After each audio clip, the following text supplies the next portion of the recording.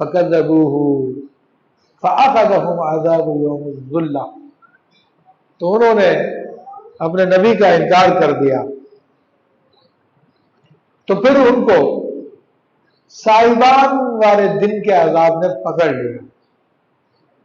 إِنَّهُ كَانَ عَذَابُ يَوْمٍ عَظِيمٍ، اور بے شک یہ بہت بڑے دن کا عذاب تھا.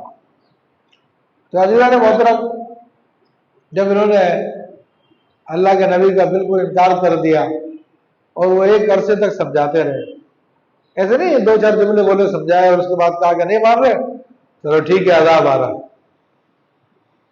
مدتوں گزر جاتے ہیں انبیاء کرام کو، ایک مدتوں تک سمجھانے کے باوجود جب نہیں مانتے تھے پھر عذاب آتا تھا.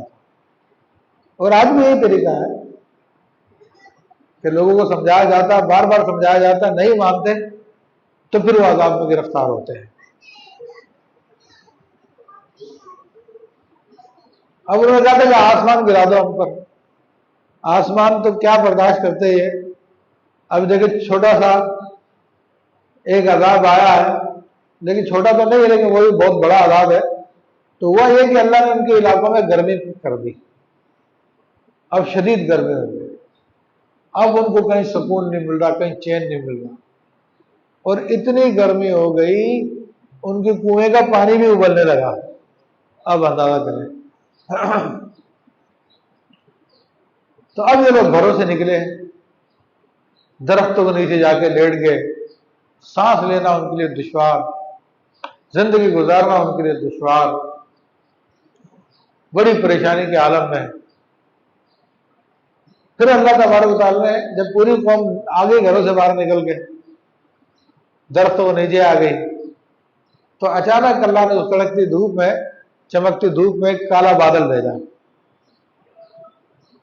تو ایک آدمی اس کے نیچے گیا یا چند لوگ اس کے نیچے گئے تو وہاں پہ بڑی ٹھنڈی ہوائیں چل رہی تھی. تو بادل سے مراد ایک چھوٹا موٹا بادل نہیں ہوگا، ظاہر سی بات ہے پوری قوم پہ عذاب نازل کرنے کے لیے بڑا ہی بادل ہوگا جو تھوڑا سا ہٹ گیا ہوگا. تو وہ جب گئے تو وہاں پہ ٹھنڈی خوشگوار ہوائیں چل رہی تھی. تو انہوں نے سب کو بلا لیا، آ جاؤ آ جاؤ، یہاں پہ سانس بھی آ رہی ہے، یہاں پہ بڑا مزہ بھی ہے، سکون بھی ہے. جب وہ لوگ وہاں پہ پہنچے تب اللہ تبارک و تعالیٰ نے اس بادل میں سے آگ نازل فرمائی، اور آگ نے آگ کو پکڑ لیا، سب کو برباد، سب کو ختم کر کے رکھ دیا. صرف بچے وہی جو حضرت شعیب علیہ السلام پر ایمان لے کر آئے تھے، وہ ان کے ساتھ نہیں گئے. ان کے لیے معاملہ اللہ تعالیٰ نے آسان کر دیا، کیونکہ ظاہر سی بات ہے نبیوں کے ساتھ رہنے میں یا نبیوں کے وارثوں کے ساتھ رہنے میں سختی برداشت کرنی پڑتی ہے، نفس کی سختی برداشت کرنی پڑتی ہے. تو جو اس کو برداشت کر لیتا وہ بچ جاتا ہے، اور جو برداشت نہیں کرتا کہتا نہیں کوئی ضروری نہیں ہے، فرض واجب نہیں ہے، تو پھر وہ پھنس جاتا ہے. ان فی ذلک لآیہ، بے شک اس میں ضرور نشانی ہے. تو اب اس میں نشانی کیا ہے؟ نشانی تو بہت واضح ہے کہ جو اپنے نبیوں کا انکار کرے، اپنے نبیوں کی تعلیمات کا انکار کرے یا ان کے وارثوں کی تعلیمات کا انکار کرے تو پھر ان کے لیے ہلاکت ہے. ایک ہلاکت تو ظاہری جو اس قوم پر آئی کہ بادل کے ذریعے بھیجی گئی، کیونکہ ذلہ کا لفظ ہے، ذلہ صاحبان کو بھی کہتے ہیں اور سائے کرنے والے بادل کو بھی کہتے ہیں. تو اس لیے اسے یہ اس عذاب سے تعبیر کیا گیا. تو فرمایا کہ اس میں نشانی ہے. تو اب نشانی تو ہوتی ہے جو پہچان کرا دیتی ہے. جب پہچان کی علامت آ گئی تو لوگوں کو سمجھنا چاہیے، مگر چونکہ اکثر لوگ اپنے نفس پرستی کا شکار ہوتے ہیں، وہ نفس کی باتوں کو مانتے ہیں، تو وہ نشانی دیکھ کے بھی نہیں مانتے. جب تک کہ ان کو کوڑے نہ مارے جائیں، ان کو سخت تکلیف نہ دی جائے، تب تک نہیں مانتے. یہ اللہ کا طریقہ کار نہیں ہے.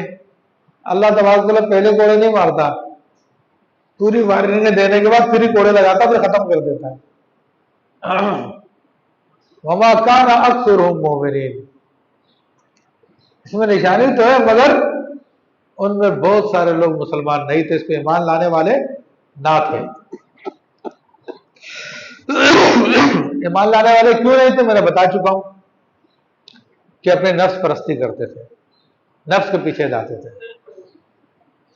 وَإِنَّ رَبَّكَ لَهُوَ الْعَزِيزُ الرَّحِيمُ، اور بے شک تمہارا رب ہی عزت والا مہربان ہے، یعنی تمہارا رب بھی بہت ہی غلبے والا اور مہربان ہے۔ غلبے والا، قدرت والا، تو جیسا کہ اس کی قدرت دیکھ لی کہ پچھلی تقریباً 7 انبیاء کرام کا ذکر ہوا، حضرت موسیٰ علیہ السلام، ابراہیم علیہ السلام، نوح علیہ السلام، لوط علیہ السلام، ہود علیہ السلام، صالح علیہ السلام، پھر آج شعیب علیہ السلام، اور سارے کے سارے نبیوں نے لوگوں کو دین کی دعوت دی، لیکن چند لوگوں نے اس پہ عمل کیا، اور ان کی تعداد بہت زیادہ تھی منع کرنے والوں کی، لیکن اللہ وہ غالب ہے، وہ طاقتور، اس نے ان سب کو ہلاک کر دیا، اور رحم کرنے والا، اور جو لوگ ایمان لے کر آئے انہی لوگوں کے بیچ میں ان لوگوں پر رحم فرما دیا اور ان کو عذاب سے بچا لیا۔ تو یہ 2 اسماء ہے، عزیز و رحیم، اس کے اندر الحمدللہ سارے کے سارے راز مضمر ہیں۔